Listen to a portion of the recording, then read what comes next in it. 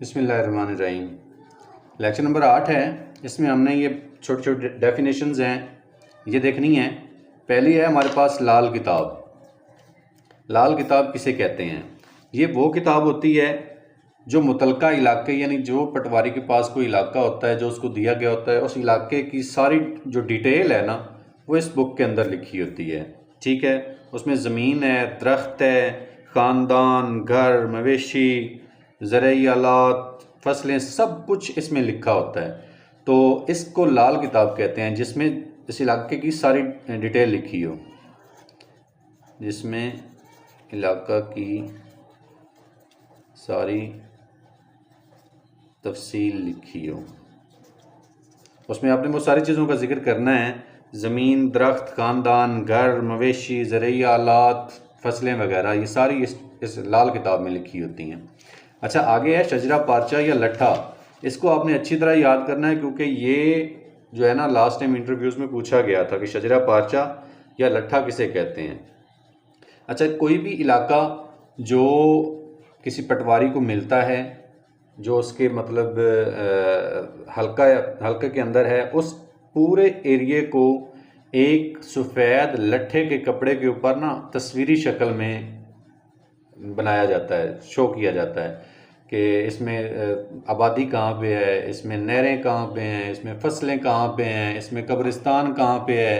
तो ये सारी चीज़ें उस लट्ठे के कपड़े के ऊपर ना चाक की जाती हैं, शो की जाती हैं, तस्वीरी शक्ल में उसको मार्क किया जाता है।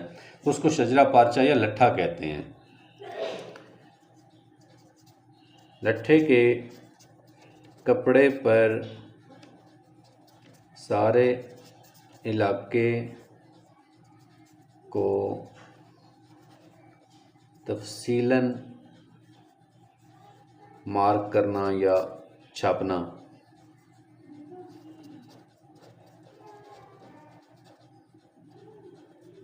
ये शजरा पारचा या लट्ठा कहलाता है। ठीक है, इसको अच्छी तरह याद कर लेना। अच्छा, फिर वो कह भी सकते हैं कि ये किस लिए इस्तेमाल होता है। तो आप कह सकते हैं कि जब कोई पटवारी किसी इलाके की ज़मीन की पैमाइश करने जाता है, या कोई भी किसी किस्म का इशू होता है, या गिरदावरी करने जाता है, तो वो शजरा पारचा या लट्ठा अपने साथ लेकर जाता है, ताकि इस पर उसको उस ज़मीन की शनाख्त करने में ना आसानी होती है।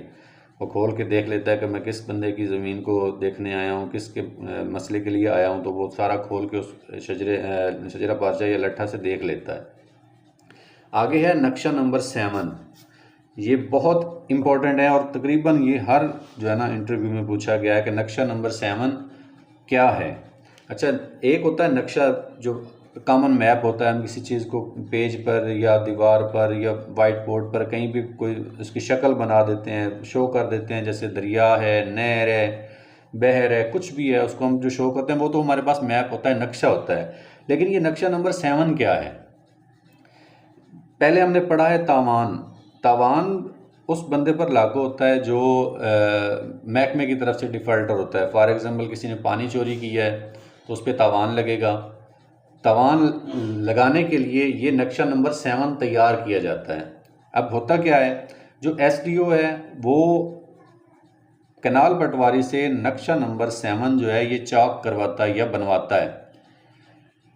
उस पर ये सारी डिटेल लिखी जाती है कि फ़लाँ बंदे ने पानी चोरी किया है, इतना पानी चोरी किया है, उस पर इतना तावान लगना चाहिए।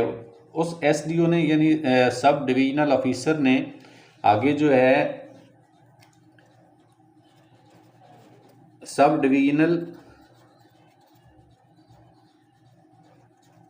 ऑफिसर, इसने पिड्रा के सेक्शन 140 के तहत सिफारिश करनी होती है आगे एक्सियन को कि इस बंदे ने पानी चोरी किया है, इस पे इतना तावान लगाएं। अब सेक्शन 140 के तहत SDO ने वो जो केस तैयार किया है उसके साथ ये नक्शा नंबर 7 भी अटैच करते हैं। ठीक है, यानी इसमें उस बंदे पर जो तावान लगा है उसकी पूरी डिटेल लिखी होती है। अब एक्सियन जो है वो क्या करता है, वो सेक्शन 180 के तहत इंक्वायरी करता है। अगर तो वो बंदा गिल्टी है तो फिर वो उस पर तावान लगा देता है। अदरवाइज़ उस केस को वो रिवर्स करता है, वो दोबारा मतलब उस पर नज़रसानी करते हैं, तो फिर वो उसको इस तरह देखा जाता है। तो नक्शा नंबर 7 क्या है? इसको आप तावान बुक भी कह सकते हैं। तावान बुक, इसमें किसी पर लगे गए तावान की सारी डिटेल लिखी होती है, बकाया जात कर किसी के यहाँ तो वो लिखे जाते हैं। यानी इसमें आपने वो सारा बंदा जो डिफ़ॉल्टर है ना, उसकी सारी डिटेल इस नक्शा नंबर 7 के अंदर लिखी जाती है। अच्छा, आगे है हमारे पास rim station. Rim station, rim station किसे कहते हैं? वो मकाम जहाँ से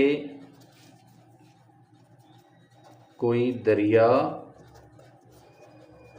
पाकिस्तान में दाखिल होता है। वो मकाम जहाँ से कोई दरिया पाकिस्तान में दाखिल होता है उसको रिम स्टेशन कहते हैं। ठीक है, उसको क्या कहते हैं? रिम स्टेशन कहते हैं। आगे हमारे पास राजबा है, इसको पंजाबी में रजवाया भी कहते हैं। राजबा, ये क्या है? ये भी अक्सर पूछा गया है इंटरव्यू में। तो ये